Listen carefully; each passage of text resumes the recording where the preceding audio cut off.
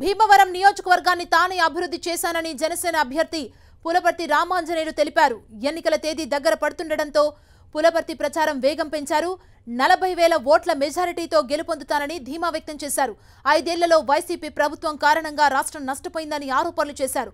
ప్రజలు రాష్ట్రాన్ని వదిలేసే పరిస్థితి వచ్చిందని విమర్శలు చేశారు.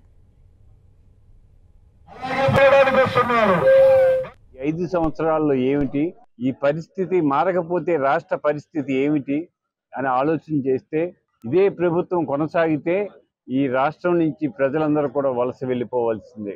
ఈ రాష్ట్రంలో నివసించి జీవించే అవకాశం లేదు. ఎందుకంటే అభివృద్ధి లేదు, ఎక్కడ ఇండస్ట్రీస్ లేవు, యువతకు ఉద్యోగాలు లేవు, ఏదీ లేదు. రైతు నిరాశ, ఆశగా జీవించేవాడు ఒకరు కనపట్ల, అందరూ నిరాశతోనే జీవిస్తున్నారు. అటువంటి ఈ ప్రభుత్వాన్ని పారదోలవలసిన ఆవశ్యకత వచ్చింది. అది ఎన్డీఏ కూటమికే సాధ్యమవుతుంది.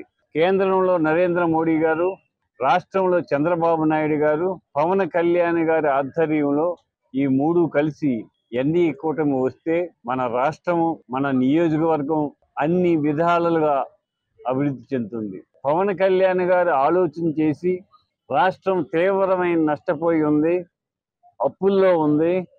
అప్పుల్లో ఉన్న రాష్ట్రానికి ఆర్థికంగా సపోర్ట్ చేసేవాళ్ళు కావాలని చెప్పి ఆలోచన చేసి ఎన్డీఏ కూటమిని చేశారు ఆయన.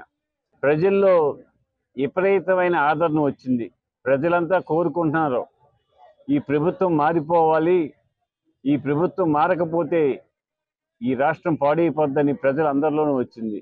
నేను నిన్న ప్రచారానికి వెళ్తే ఒక 90 సంవత్సరాల వృద్ధుడు, నేను ఎవరో కూడా గుర్తుపట్టలేదు, ఇప్పుడున్న ఎమ్మెల్యే కూడా ఎవరని తెలియదు, అలాంటి పరిస్థితులు అంత పెద్ద వయసులో ఉన్న ఆయన, బాబు నీ ఓటు ఎవరికి వేస్తామని అడిగితే గాజు గ్లాసు గుర్తుకు ఓటు వేస్తానని చెప్పాడు. 90-95 సంవత్సరాల వృద్ధుడు.